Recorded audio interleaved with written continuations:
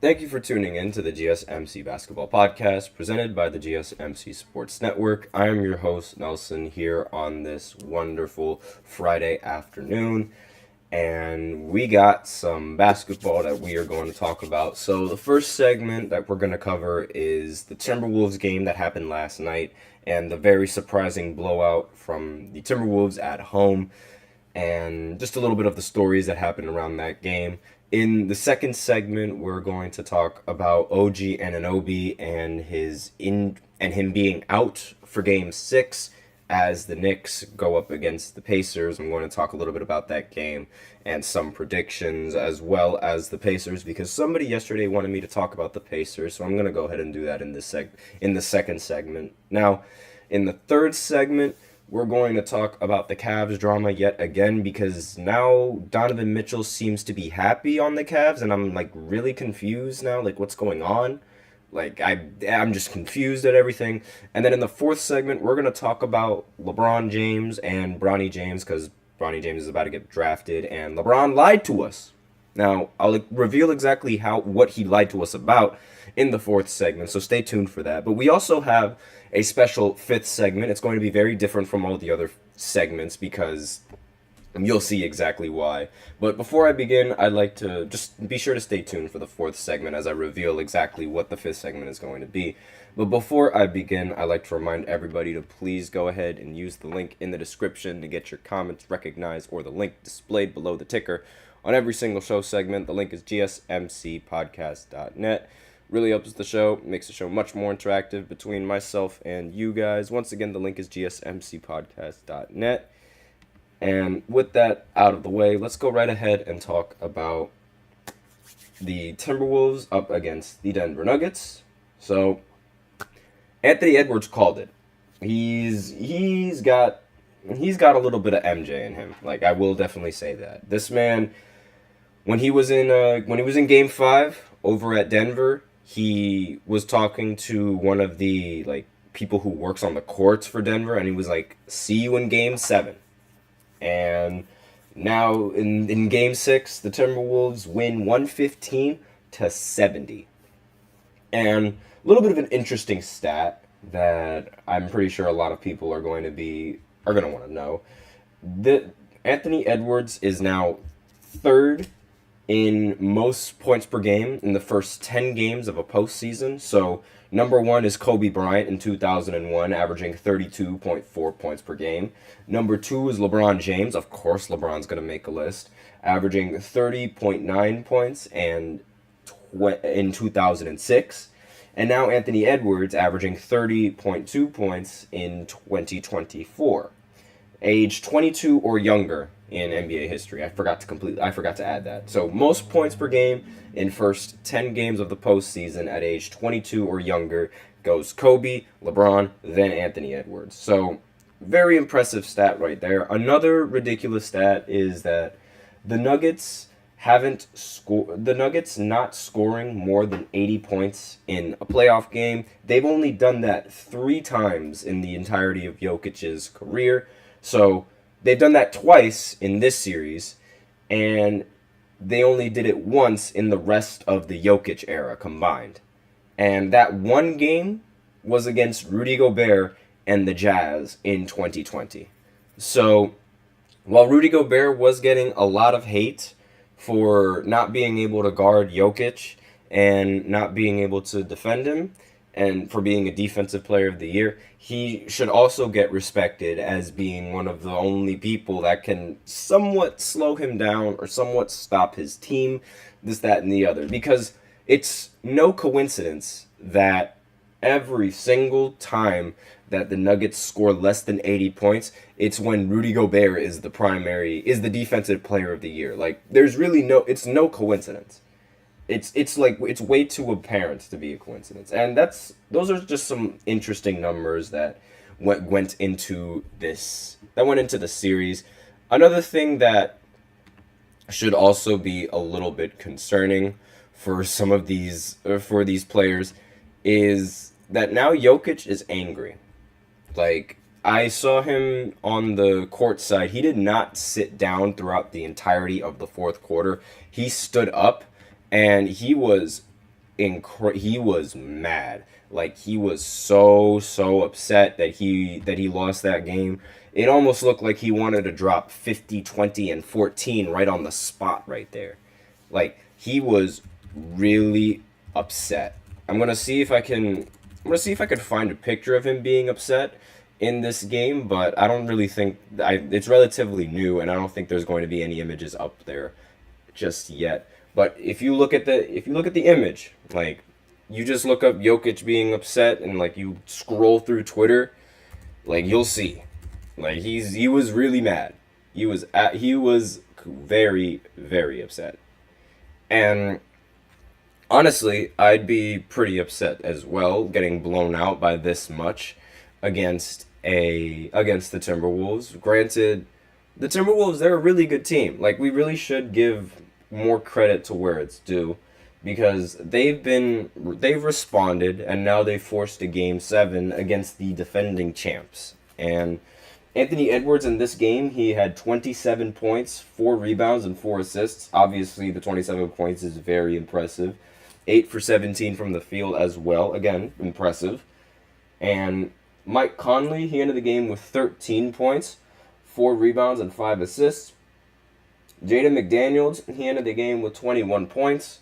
Rudy Gobert ended the game with 8 points and 14 rebounds. And Karl Anthony Towns ended with only 10 points and 13 rebounds. But while he did only have 10 points on 10 shots, again, it didn't really matter, because a win is a win for these guys. And Rudy Gobert, he shot 50% from the field, 4 of 8 for 8 points. That's relatively decent, and honestly, like, the defense that these guys were playing on the Nuggets was just that good. They didn't really need much scoring, considering how, I mean, Jokic was held 9 for 19 from the field, which is very inefficient for his standards. Like, for his standards, that's inefficient. We don't really see Jokic go 9 for 19 like that every single night. And he only had 22 points and 9 rebounds and only 2 assists. Like, that is a very, very low number of assists. And pardon me for, like, going over here and, like, moving my head, but, like, I'm looking at the box scores, and yeah, 22 points is pretty underwhelming for someone like Jokic. Jamal Murray, he hasn't really been playing that well due to his, like, injury and, like, his sprain, but playing defense, like Anthony Edwards playing defense on him as well, also doesn't help. But, like, Jamal's really gonna have to start stepping it up if they're gonna wanna capitalize in Game 7, because 10 points, 5 assists. Again, I understand that he's injured, so you can't really pin it all on him. But if you know you're injured, and why are you taking 18 shots like that? Because he shot 4 for 18 from the field and only amounted to 10 points. That is a lot of shot attempts for somebody who is supposed to be injured. Like, if you're injured like that, don't hinder your team by chucking the ball up. At least that's my thought about it. Because, like, I mean, it could have completely gone the other way around if he was hitting a bunch of shots while still injured, like Luka Doncic. But he's not Luka. So I feel like he should have just, like, relaxed a little bit. Maybe don't have the ball. Maybe let somebody else handle the offense while you sit there and stand in a corner or, like, spot up for them. Because if you're playing injured, you're only going to hurt your team. Like, I remember in 2021 when James Harden, Kevin Durant, Kyrie Irving, they were all on the Brooklyn Nets. Kyrie got badly injured in game 3 or 4, forget exactly which game it was. But then James Harden comes back from his hamstring injury, or his hamstring soreness that he was suffering after game 2. And instead of, like, you know, helping the team, he was just being the biggest ball hog I've ever seen. He was hogging the ball for 24 seconds, and he was just shooting a very contested step back 3. That wasn't helping our team. That wasn't helping them at all. And it's sort of similar to what Jamal Murray was doing in this game with his injury and just chucking the ball up. Like, that's not going to help your team. Regardless, even if he did or didn't chuck the ball up, the rest of the team wasn't helping that much either. Contavious Caldwell-Pope was 2 for 6 from the field. Michael Porter Jr. was 3 of 9 from the field, 1 of 6 from 3. Christian Braun was also 1 of 6 from the field. And there were a lot of people that played in garbage time. Good Lord. Justin Holiday, 0 for 5. Reggie Jackson, 0 for 6. DeAndre Jordan, 0 for 1. Hunter Tyson, 0 for 2. And let's see, Jalen Pickett, 1 for 2. Like, it was incredibly underwhelming in this game. The only player who really played well, the only 2 players that played well were Jokic, and even then, Jokic was rather underwhelming, and Aaron Gordon. But then again, like, Aaron Gordon was 4 for 7 from the field, 2 for 4 from 3 with 12 points. It is still a little bit underwhelming, but still, he played pretty well for compared to the rest of the team that was just ugh. And on the Timberwolves side, again, they had Anthony Edwards scoring very well. They also had Jaden McDaniels going 8 for 10. Then Naz Reid played phenomenal defense despite going 4 for 12 from the field. And basically, that was all for the... They didn't really need much scoring in this game because the Timberwolves didn't shoot that efficiently at all.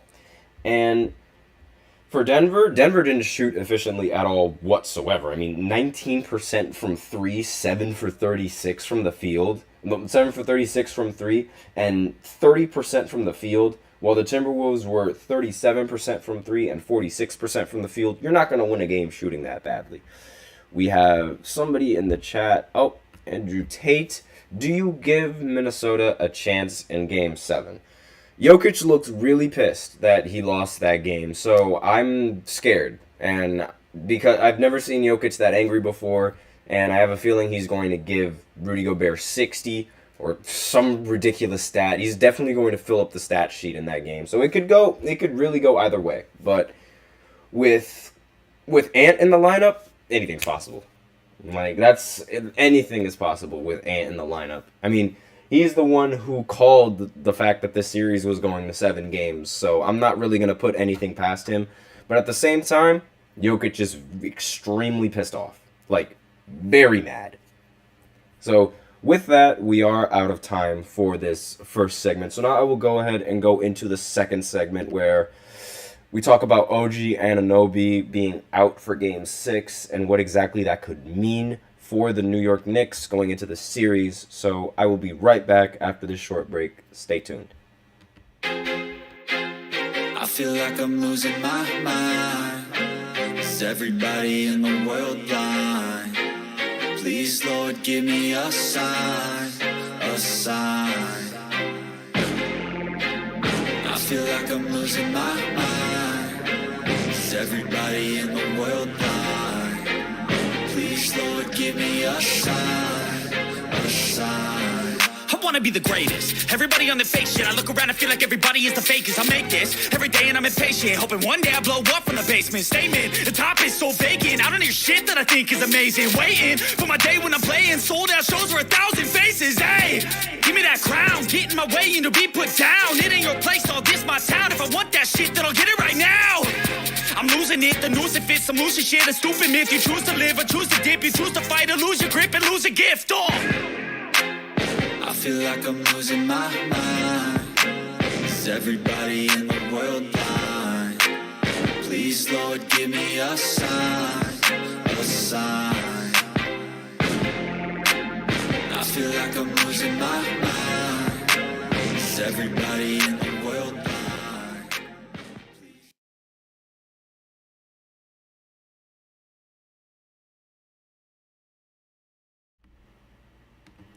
And we are back with the second segment of the GSMC Basketball Podcast presented by the GSMC Sports Network. And in this second segment, we're going to talk about OG Anunoby not being available for Game 6, but possibly being available for Game 7. And before I begin, I'd like to remind everybody to please go ahead and use the link in the description to get your comments recognized or the link displayed below the ticker on every show segment. Once again, the link is GSMCPodcast.net. It really helps the show. It makes the show much more interactive between myself and you guys. And once again, the link is GSMCPodcast.net. And with that out of the way, let's go right ahead and talk about OG Anunoby and the possibility of him returning for Game 7. So, he will remain sidelined. He's been sidelined throughout the majority of the series, suffering a hamstring injury in Game 2. You can't have anything nice if you're on New York. I swear that's just how it is. It's just not fair. Now, New York is ahead of Indiana in this series. The series is now 3-2. So there is a pretty good chance that he might return for the very last game to play for New York at home and hopefully help the team win if the series even goes to a Game 7, because the Knicks could close it out right here and right now. I mean, well, technically not right here, since right here is like New York, New Jersey, and right over there. You get what I'm saying. But regardless, the game is supposed to start at 8:30 tonight on ESPN. And the Pacers, they're a very good team when they play in Indiana. So I have my doubts, and I'm not entirely sure how good the Knicks are going to play in the away game this time around.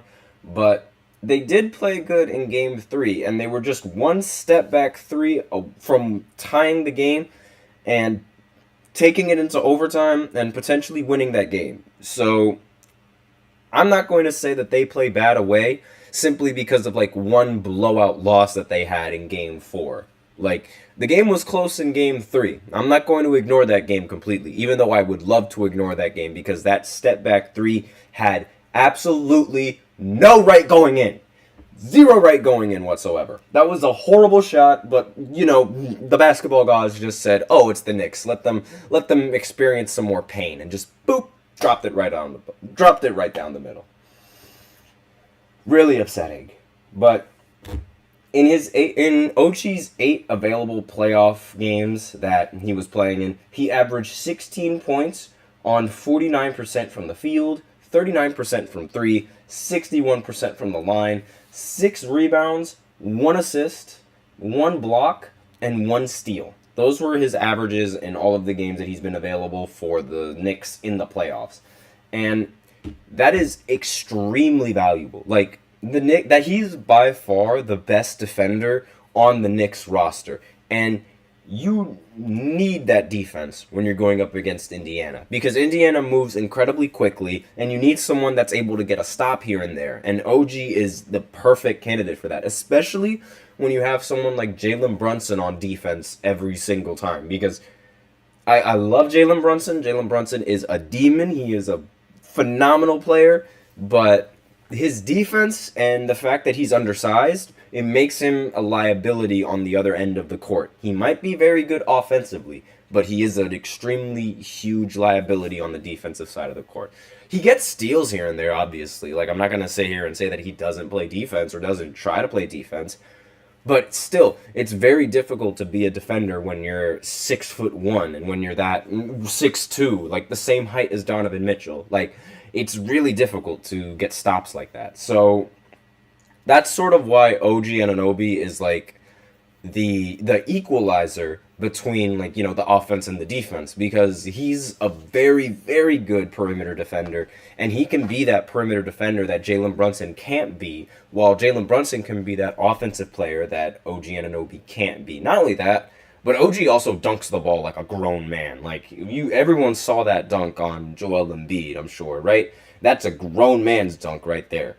And you sort of need that toughness, especially when you need everything that you can get if you're the Knicks. So the winner of this series is obviously going to face the Boston Celtics, and I'd be extremely terrified of playing the Boston Celtics without having OG on the roster, because the Boston Celtics, they have a very formidable starting five. Drew Holiday, Derek White, Jaylen Brown, Jason Tatum, and Al Horford now, considering how Kristaps has still been out recently, but Al Horford. So having OG in the lineup, it means that you have the possibility of slowing down Jaylen Brown just a little bit, or Jason Tatum just a little bit. Again, not entirely sure how they're going to play in the series, but OG being a defender is incredibly valuable, so that way you can slow them down. And honestly, I would put OG on Jaylen Brown just because Jaylen Brown has absolutely no left hand. it's a joke, but like seriously, his left hand is like really bad for someone who's in the NBA. Like I'm extremely surprised with how bad his left hand is, but regardless, he has no left hand, and since he doesn't have a left hand, OG is going to pluck that immediately every single time. Just straight up like NBA 2K24 right stick ripper, pow, give me the ball. Every single time.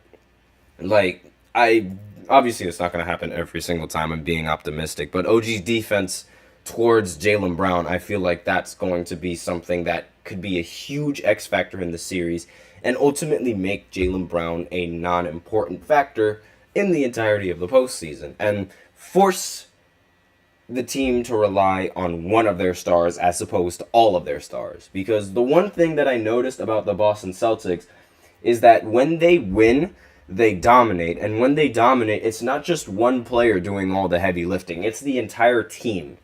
So now the Knicks are going to have to force the Celtics in a situation to make somebody play hero ball. Like, that's going to be the best chances of them winning in this series. Because not a single...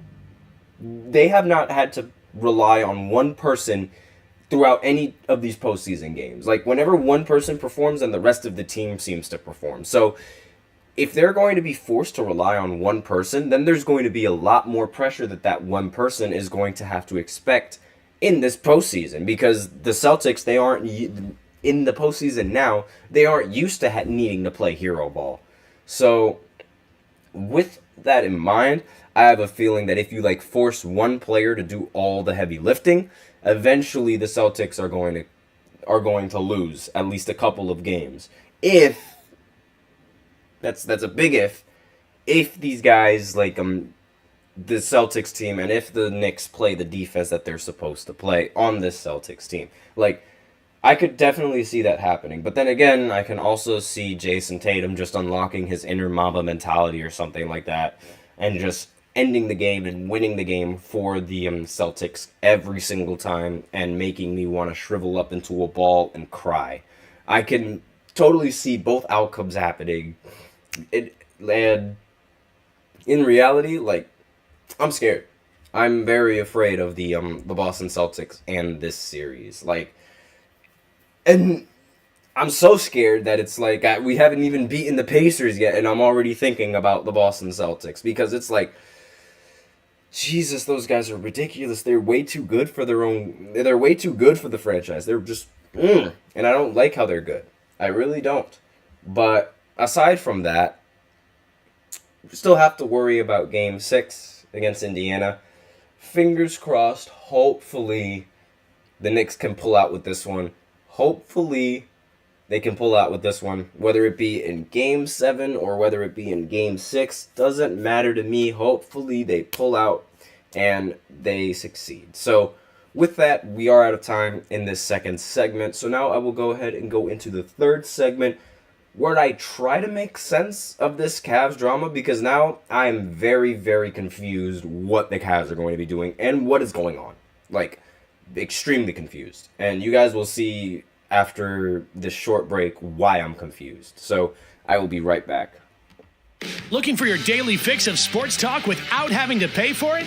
GSMC Sports Network is available on YouTube. Just search GSMC Sports Network. Get your fix of daily sports talk shows on YouTube, absolutely free. NFL, college football, NBA, MLB, MMA, UFC, fantasy football, and so much more.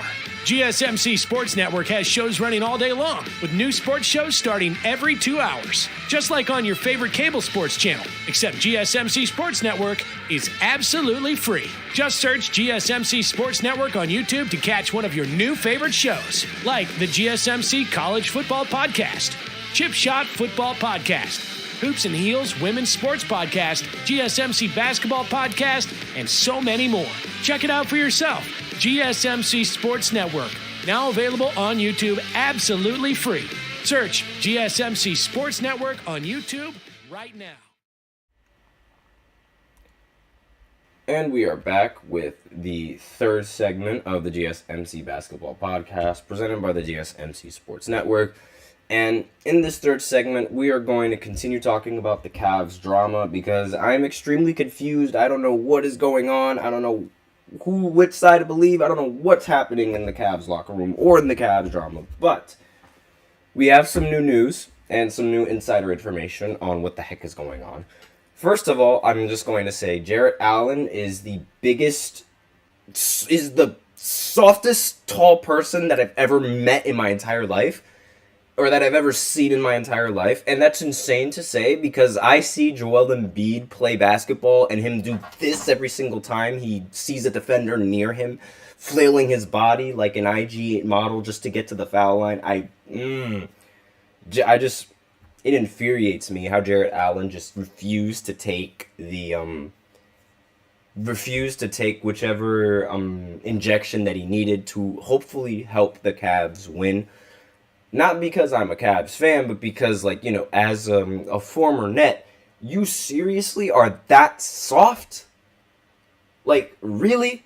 And what really infuriates me is how, I know he was nervous in that game. I know he was nervous playing in the postseason. Because this isn't the first time that he's been nervous. When he was on Cleveland last year, he played horrible in the postseason. And he said the lights were too bright.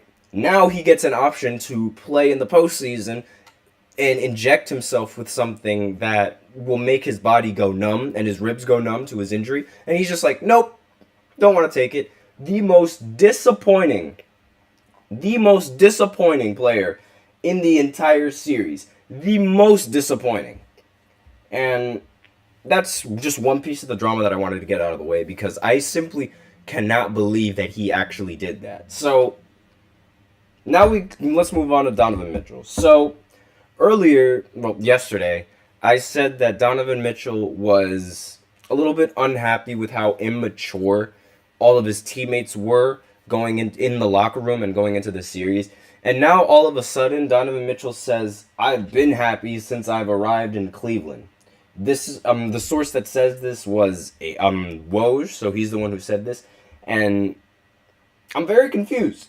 Because it's like, how is it that we hear one insider information say that the Cavs were immature and Donovan was unhappy, and now we hear Woj saying that the Donovan Mitchell is happy? I'm very confused. Because it's like one or the other, and I have no idea which side to believe, because again, on one end, they're saying that he was unhappy, and then on the other end, they're saying that he was happy. So, maybe the first time was just rumors, and then the second time was just confirmation from him.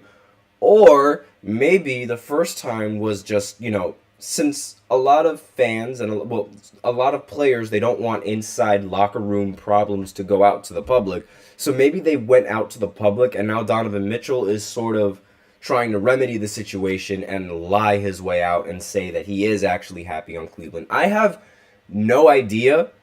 I don't know what side to believe. I don't know whether he's happy. I don't know whether he's sad. It's one or the other. It's so confusing. But, because it's like, you're hot or you're cold. You're yes or you're no. What is going on?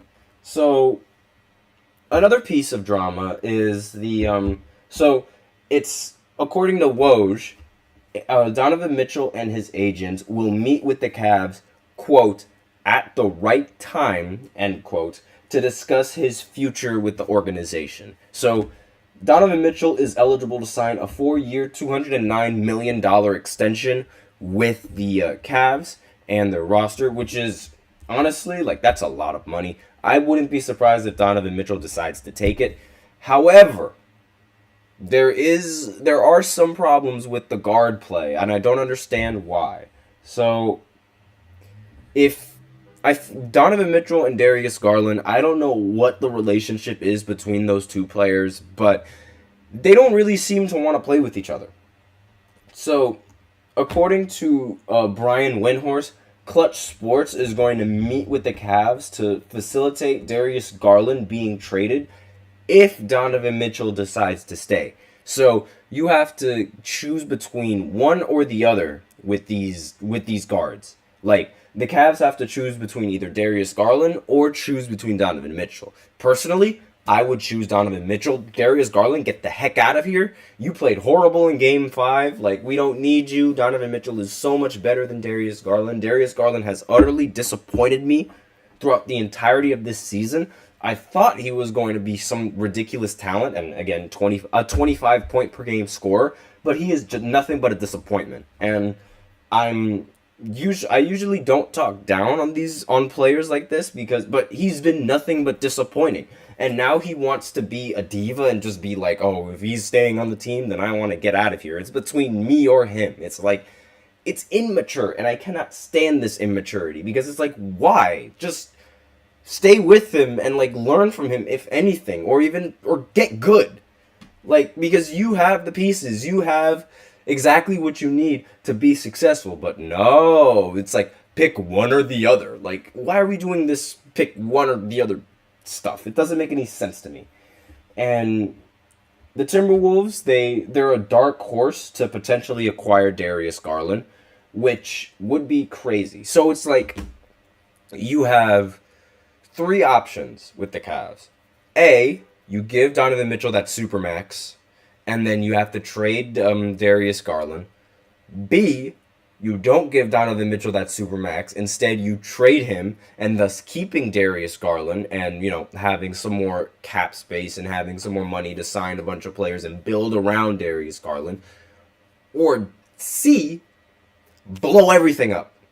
Get rid of Donovan and get rid of Darius Garland as well. And give Evan Mobley the keys. Because Evan Mobley, he actually played very well in the elimination game. So I really wouldn't mind him being, trying him out to be a first or trying him out to be a second option.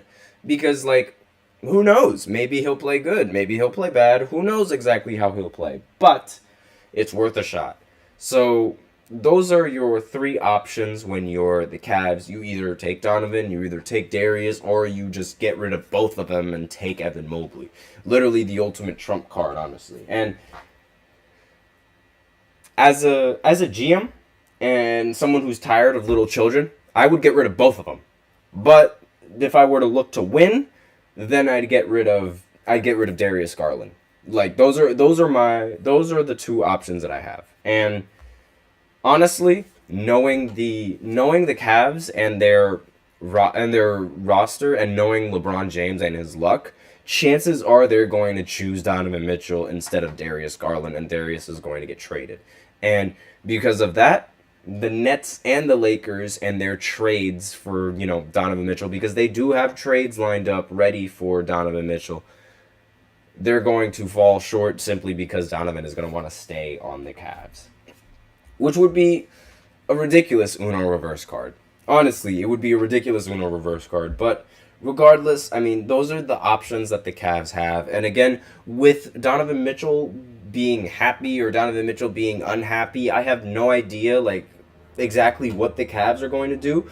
And discuss at the right time, I have no idea what that means. Like, it's just so much uncertainty with this, with these guys, and it's just, like, ridiculous. It's like, it's Kyrie all over again with these two. It really just, it rattles my brain. I don't understand why, like, we need all this uncertainty. It doesn't make any sense to me, and I'm really upset. Like, I'm really upset that it really has come down to like, 2 players being divas. Like, it's either between him or it's between me. Like, who the heck cares? Both of you get good. And that's all I gotta say on this topic. And, like, I'm sorry for being disrespectful for, like, towards a lot of these players, but it's like, when you turn into a diva, even though, like, you're making so much money in the NBA, like, I just immediately lose respect for you, especially when you are not taking accountability. Like, Darius Garland is, like, between Donovan Mitchell or me, and you want to know what he did in the postseason? Hold on.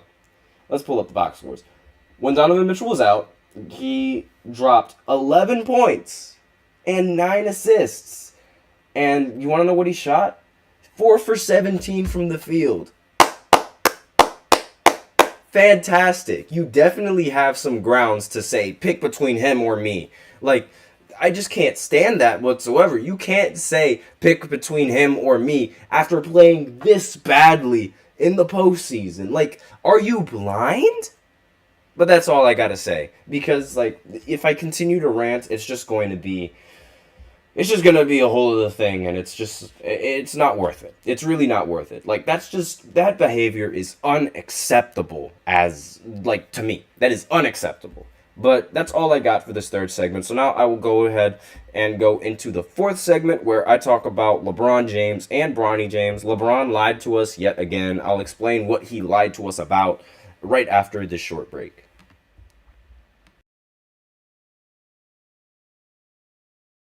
For the best and latest podcasts available anywhere, go to the podcast app on your cell phone and type in GSMC to access free content-rich podcasts on health and wellness, book reviews, sports, entertainment, relationships, social media, movies, technology, finance, and even weird news. Subscribe and download the GSMC Podcast Network's family of shows, available everywhere podcasts are found.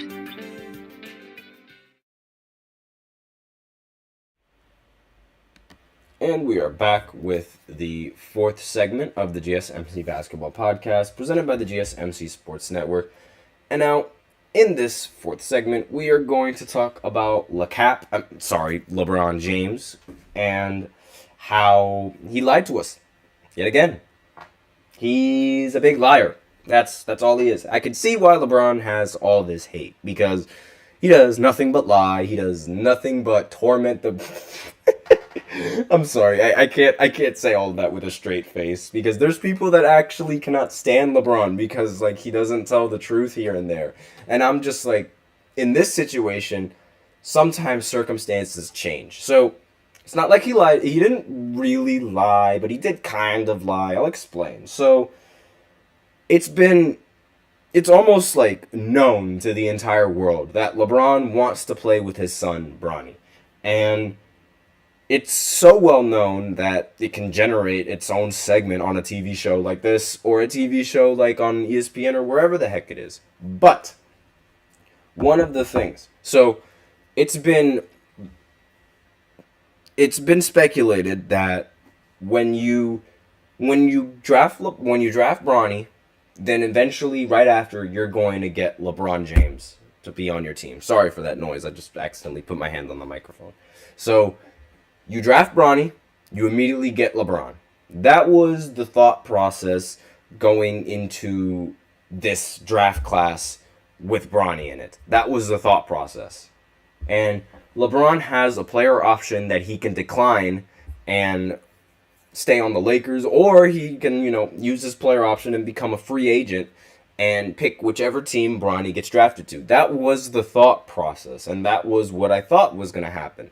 However, turns out that isn't entirely true. Hence why I'm saying LeBron lied to us. Because during an appearance on Up and Adams, Shams, he went out of the Athletic and Stadium, and he said that he would not be surprised if teams reached out to LeBron's camp to gauge his interest in joining them should they draft Bronny. And LeBron's answer, according to Shams, would be no as of right now. Quote. That was what Shams said. So, again, like I said before, LeBron can become a free agent and sign elsewhere this offseason if he declines his player option with the Lakers. But the current indication is that he will make his decision independent of the entire Bronny situation.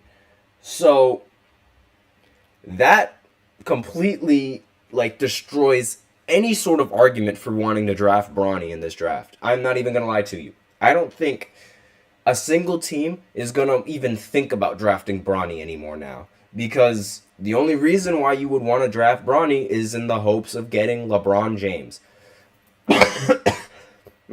Excuse me.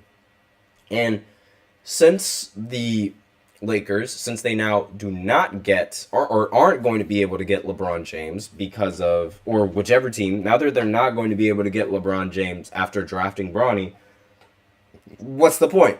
what's even the point in drafting Bronny in the first place if you're not going to get LeBron James? So that completely changes my opinion of Bronny entering the draft, because I thought that Bronny was going to be able to get with any team that he wanted, because eventually once you draft Bronny, you get LeBron. I was completely wrong. Turns out LeBron is going to make his own decision on where he's going to stay and what he's going to do with his career, independent of what Bronny is going to do with his career. So that is not ideal. That's really, really bad if you're any other team. And if you're any team that had plans of drafting Bronny in hopes of getting LeBron, RIP.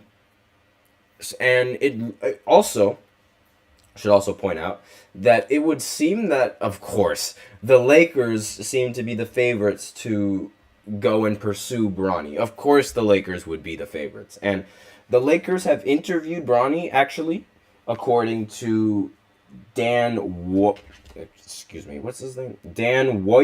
Again, forgive me if I completely botched that last name. I have no idea who in the world that is. But that was the source where this information came from.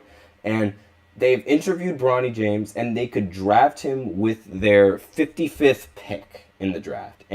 But the Jets,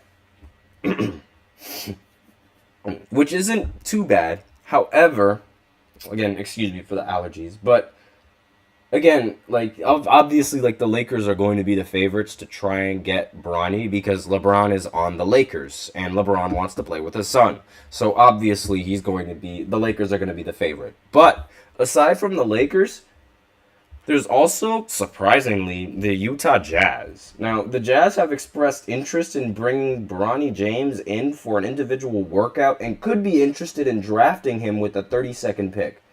And, again, very surprised. I don't understand. I don't know why the Jazz of all teams would want to draft Bronny, but all power to them if they really want him. And I wouldn't be surprised if the Lakers immediately try to trade for Bronny, so that way they could play, LeBron and Bronny together, and LeBron can live his dream of finally playing with his son, which would be pretty cool. That would be really, really cool. And honestly, I'm very surprised with all these, with how LeBron completely changed his mind and didn't double down on playing with his son. I mean, maybe this is sort of what he's trying to go for here. Maybe, this is a huge brainstorm here, maybe he's only saying this so that way he can find out which team really wants his son. Because he knows that teams are going to want to draft his son just to get him. And that might have a negative effect on Bronny and his ego or his thought process, because he's going into the draft thinking, wow, these guys only want me because they want a chance to coach my dad, or they want a chance to have my dad on the team, and it's not because of me whatsoever. Maybe he's doing a huge Uno reverse card, and he's trying to make it seem like his son will get drafted because the team legitimately wants him to be on the team, and thus giving Bronny the motivation and the boost that he needs, and not damaging his ego because his own dad is the reason why he got drafted. Like, maybe he wants to see his son be able to do it on his own. I think that's sort of the play here, and that's why LeBron backed down from his statement of, if you're going to draft my son, then I'm going to play with him, or things of that nature. Maybe that's what he wanted to avoid. Maybe that's what he wanted to avoid with all that controversy surrounding him. Maybe. But then again, no idea exactly what he wants to do. But we'll see. We'll see who plays. We'll see how it goes. But it does seem like that's what's going to happen. And then again, maybe he just really just wants to win the championship, because I wouldn't be surprised if he wants to try and win the championship for his legacy, because I mean, he still needs another ring. I mean, he should have had another ring. I'm not even going to lie to you. You should have multiple more rings, but it's just, teammates and bad luck always messes with him. It's really unfortunate. But aside from that, I mean, we'll see how the draft process goes. We'll see exactly what goes on. We'll see what happens. But in reality, I think that, again, this was just a big Uno reverse from LeBron. I still think that if Bronny gets drafted, he's going to try and do whatever it takes to either go over to the other team he gets drafted to, or bring him to the LA. Which either or, I don't know exactly which one's going to happen, but I could see that happening. So with that, we are out of time for this fourth segment. So now I will go ahead and go into the fifth segment, where I talk about, it's going to be a little bit different than every other segment, because I'm actually going to talk about the WNBA and a game that's coming up, and exactly and why that game's important. You guys will know after this short break as I go into the fifth segment.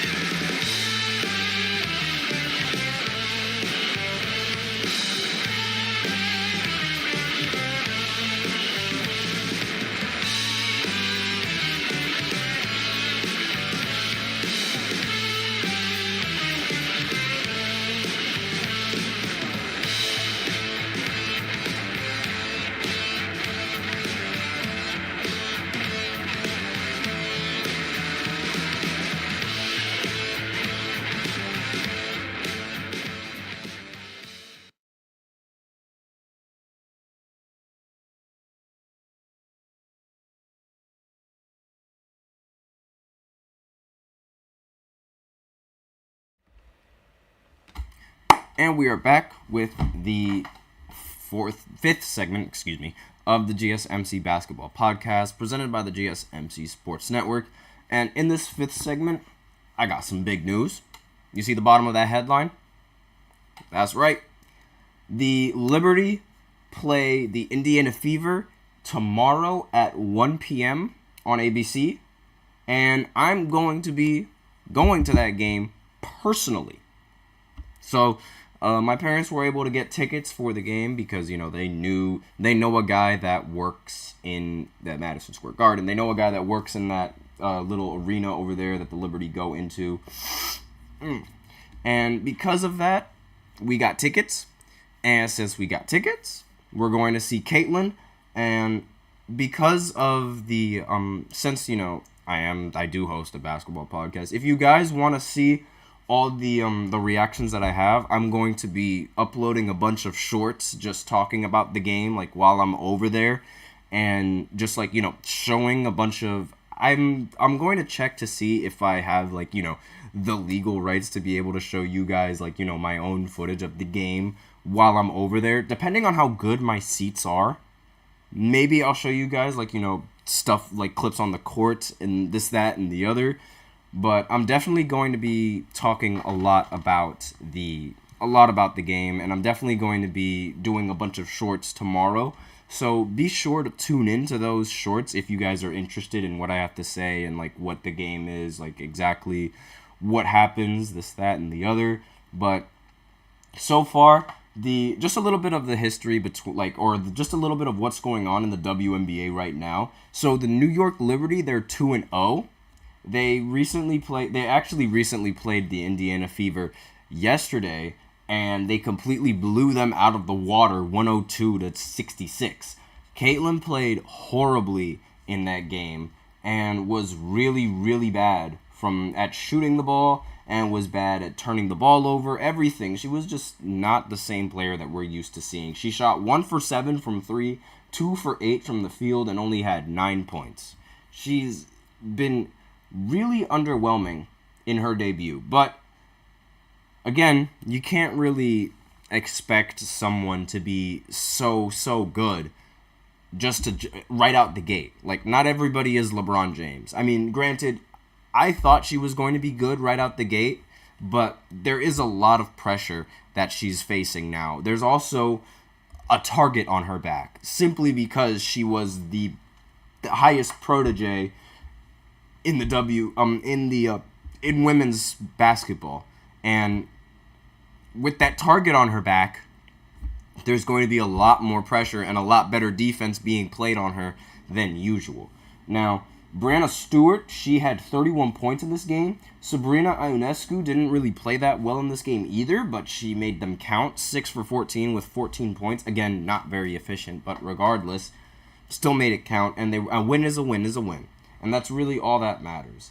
And the team shot poorly from 3, 8 for 27, but it was still good enough to beat the Indiana Fever, which just shows, like, you know, how much work that the Fever still need to have. And now they're going into this next game playing the Liberty at home. I wouldn't be surprised if the results are going to be exactly the same in this game, but regardless, still going to have fun going to this game. I'm still going to talk about the game. I'm still going to cover a little bit about the game while I'm there. And I'm still going to do, you know, a couple of recordings about that. But that's all that I really wanted to say about this segment, simply because I just wanted to let everybody know that I would be going to this Liberty game / Indiana Fever game, whatever you want to call it. It'll be the first WNBA game that I'm actually going to be attending, which is kind of sad to admit, but unfortunately, you know, that's just how it goes. We weren't interested in WNBA up until now, and no one was interested in the WNBA up until now, and that's all right. Like, I feel bad for not being interested in it until now, but unfortunately, there was just nobody in the WNBA that really caught my attention. They weren't doing anything that I haven't seen before. Now that Caitlin's in the WNBA, there will be a star, and there's definitely, like, a lot more that she can do on the court than everyone else. But she does have that slow start. So, because of that slow start, I'm not going to say that she is the one yet, but we do have to see how it develops later on in the future. We just have to give her some more time. Granted, I'm very surprised that we need to give her time and we didn't give, and like Angel Reese, the media is giving Angel Reese so much backlash for her just doing what she does. Like, she was getting backlash for going at the Met Gala. Everyone was like, why is she at the Met Gala? Why isn't she focused on her game? Meanwhile, she's out here scoring all the points that she can and winning in almost every single game that she could. I mean, let me just go ahead and pull up the scores last game. So, let me just see. Because I know she's, I remember she was 2-0, and she was winning, and she was doing a very good job in playing. I mean, they lost that game, pardon me, but she played really well in the next game no, she didn't even play well that game. Excuse me. Angel Reese, she played pretty well, but the rest of the team just didn't play that well. Ugh. Not very good. Not very good coming in from Angel, but regardless, you know, she's still definitely putting up a lot more points than Caitlin in these few games, even though it's only like the start of the season for these women. So it's like, it's a little bit unfair saying that they gotta be a little bit better. It's a little bit unfair to say that both of those girls need to be better. They are rookies still, and I feel like we should just take their time with them. I mean, that's not saying that I'm going to bubble wrap Caitlin every single time that she plays bad. If she plays bad, I'm going to let you guys know that she plays bad. And it really doesn't matter to me, because it's like, that's the truth. Like, if you play bad, you play bad. Plain and simple. Everyone has their bad games, everyone has their good games. Nothing wrong with that, plain and simple. So that's basically all I have to say and all I have to talk about in this fifth segment. So thank you so much for tuning into the GSMC Basketball Podcast presented by the GSMC Sports Network. Your support means a lot to us, so please remember to follow us on Twitter, Facebook, TikTok, and Instagram. And be sure to leave a positive review. It really does make a difference. And we also like to remind you to please use the link in the description to get your comments recognized, or the link displayed below the ticker on every single show segment. It is GSMCPodcast.net. Really ups the show, makes the show much more interactive between myself and you guys. That's all I have for you today, ladies and gentlemen. Thank you so much for tuning in. I am your host, Nelson. I will see you guys at the Liberty game, and as always, take care.